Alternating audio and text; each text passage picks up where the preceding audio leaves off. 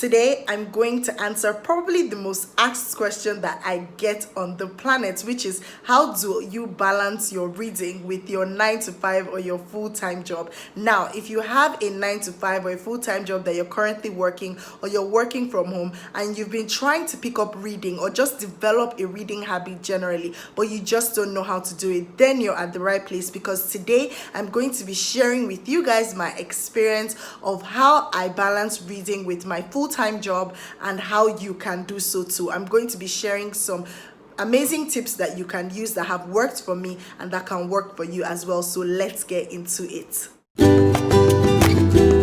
Hi guys, welcome back to my YouTube channel. It's Rachel here. Hit that subscribe button if you've not done so that you never miss a thing. As I said, today I'm going to be discussing with you guys how to balance reading with your full-time job. Now, for those of you that don't know about me, I am a lawyer and I work full-time at a law firm. I'm also a blogger as well, and of course I'm a booktuber, so I have to shoot content for my booktube, but I cannot shoot content for my booktube without actually reading. And by the side, I'm actually just a really huge book lover and I love reading a lot. So how have I been able to balance my full-time job while reading as well? I know that a lot of people always ask me that question: where do you find the time? Are you not working? Are you not busy? And it's like people always want to associate you reading a lot with saying, oh, it's like maybe the person is not busy or they don't have things that they're doing. I typically resume work at 9 and close at 6, and that's just on paper, obviously, because if you have stuff that you're doing, then you're going to be there till 7 or 8. With the pandemic, we've been working from home and we've been having shorter hours at the office, but that doesn't mean that you're done for the day. You carry your stuff and come back home and you continue from where you stopped. So it's a every single day kind of procedure, at least for me. I had actually written a blog post about how to balance your reading habits with your 9 to 5. It was titled How to Develop a Reading Habit While Working a 9 to 5. And that's where I actually get some of the tips that I'm going to discuss with you guys in this video. That blog post was so helpful to a lot of people who reached out to me and said that they are going to try some of the tips out because they work for me as well. I'm going to leave a link to that blog post in the description box so that you guys can check it out. So the first tip that I'm going to share is to change your mindset. That's the first thing, because I know that as you probably saw this, you're like, oh, this is so impossible, I can't even do it. I'm barely trying to read for work, or I'm barely trying to read once a week, and then now I'm trying to learn how to read more as I'm working a full-time job. That's because the mindset also a little bit like, no, I can't have that. Why don't you change your mindset from there is no time, I'm too busy, this doesn't work for me, it will never work for me, I can't even try it. The mindset, first of all, has to be changed from I can't do it to I can actually do it. And how can you actually do it? Which leads me to my second tip, is to create time. This has actually really worked for me over time, where I create a specific time that I want to read. And funny enough, it's not even like I have a reading schedule or like I'm like, oh, 8 to 10 I must read. You guys can check out a video that I did on my reading routine where I explained how I read books and what I do, in fact how I take breaks, how I come out of reading slumps. I'm going to leave the links in the description box for you guys to check those videos out. It really explains how I'm able to do some of this reading and answer some of the questions that you've asked me in the past. So you create time, because when I ask, okay, why can't you read, you're like, oh, I don't have time. But you had time to check your Instagram for 45 minutes, you had time to check your Twitter or your Facebook for 1 hour or 2 hours, and you had time to watch TV for 3 hours while just scrolling mindlessly through the TV channels when nothing was even interesting, but you don't have time to read. So it's just about the burning desire to read, or the interest or the love for books to read. If you actually really love something or you're passionate about it, you will create time no matter how busy you are. My third tip, which I know that I've tried but not really to in depth, is trying audiobooks. Audiobooks are a lovely way to read books. I hear that some people say that if you read audiobooks, it's not the same thing as reading a book, and that is such a huge lie. An audiobook is a book. A book is a book no matter what format it comes in, whether it's soft copy, hard copy, audiobook, or whatever.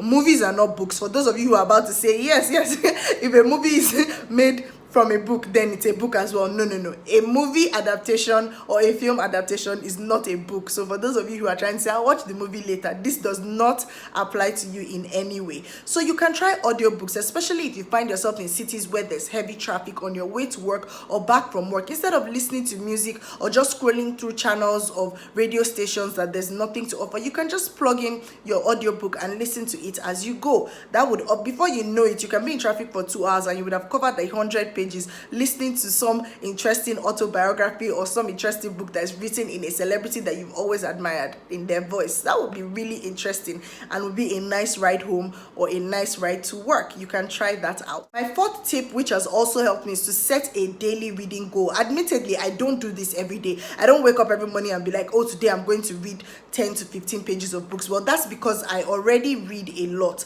and so I'm allowed sometimes to say, oh, you know what, I don't feel like reading so much today, and I'm going to make up for it with 100 pages the next day. But if you know that you're trying to develop a reading habit, or you're trying to balance your reading with your 9 to 5, then it's good to start at a place where you set a daily reading goal. And that reading goal can be whatever. It can be 5 pages, it can be 1 line, it can be 1 paragraph, it can be 1 chapter. The most important thing is that you set that goal and you set systems in place to achieve that goal. There's no point waking up in the morning and saying, I'm going to read 3 pages today, and then you go along the whole day doing everything and not ending up reading those 3 pages. So if it's going to be in the morning that you read, you can read in the morning before you head out to work while you're having a nice cup of coffee or a nice cup of tea, or you come back from work when you've powered down and you're relaxing and you're in bed, you can read 3 pages. But the most important thing is that it's at the back of your head and you're saying, oh, I'm going to read these 3 pages today, and you actually keep to it. Eliminate distractions.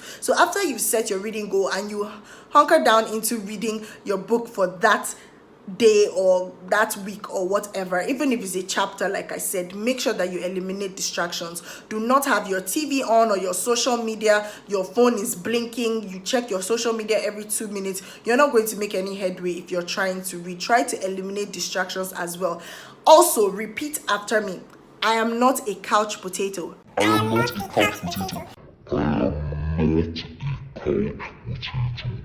Resist the urge to come back from work and just slump on your couch and start surfing through channels of your cable or DSTV or whatever it is and say, oh, you know what, there's no time. I know that when you come back from work, you're just trying to power down and you're probably tired and probably exhausted, but you'll find that when you relax, you probably take a shower and you're on your bed. Sometimes you're not sleepy, but you're just a little bit tired. Then that's when you can pick up a light short book that you can read, and you'll find that when you're done with either a page or a chapter or even a book, you have the motivation to continue as more. Remember, it's not about how fast you read or how many books you read. It's the fact that you actually have the desire to read, you love to read, and you actually want to read, so you pick up that book and you read. So eliminate distractions. The next tip is to leave work at work. A lot of us don't have very good work-life balance because when we come home, even if it's 9 o'clock, there's still one phone call or one email or one work, one document that you're trying to review or something that you're trying to do against the next day. And what you find is that you're working from 6 a.m. that day till like 11 o'clock for the same day.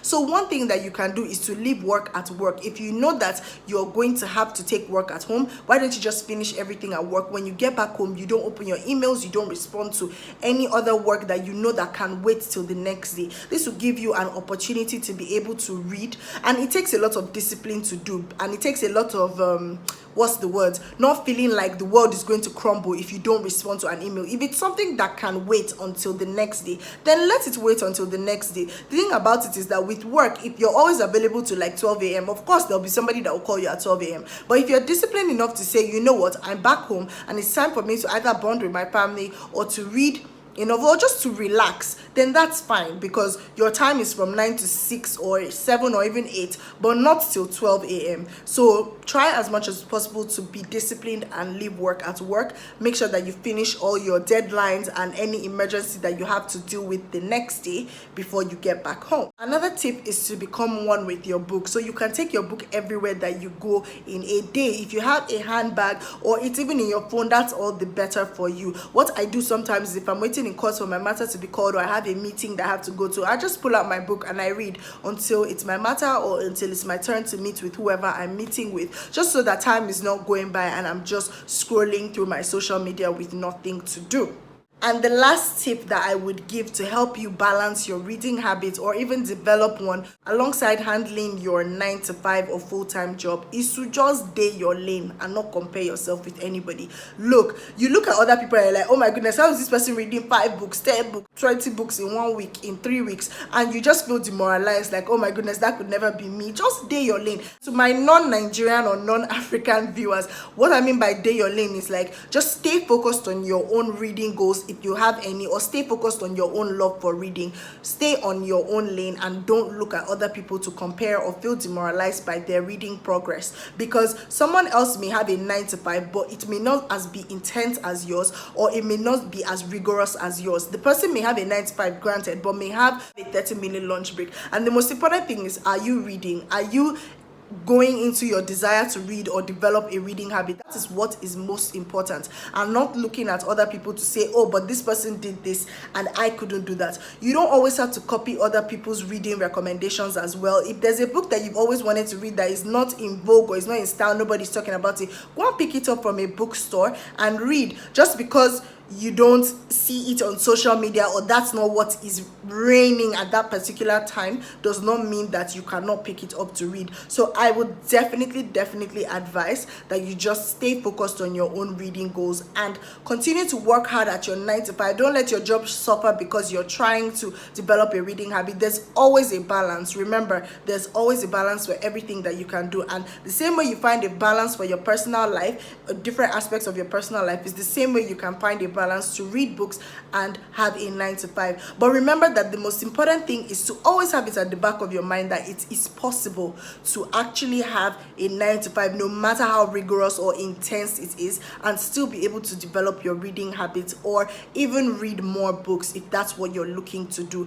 At the end of the day, what matters is that you're actually willing to try and you're willing to put systems in place for you to be able to achieve those reading goals. So change your mindset and don't say it cannot be done. Change your mindset, create time, make sure that you eliminate distractions. Do not be a couch potato. Stop surfing through TV. Stop spending so much time on your social media. You would find that you actually have 24 hours to do what you need to do, which includes reading books as well. Try to set a daily reading limit or a daily reading goal, and most importantly, do not compare your reading progress with another person, especially if you have a full-time job and you have other responsibilities to do. So thank you guys so much for watching this. I hope these tips were helpful and I hope that you guys will try them out. They've worked for me. Some of them I practice, some of them I don't do anymore because I've been able to find a nice balance, and some of them I actually just have a struggle with practicing. Some days I still do my Netflix and chill and I'm still lazy. Sometimes I'm in a reading slump, but I try to get out of it. So let me know if these tips have been helpful for you. Let me know what tips you also do that help you. Thank you so much for watching this one, and I will see you in my next video. Bye.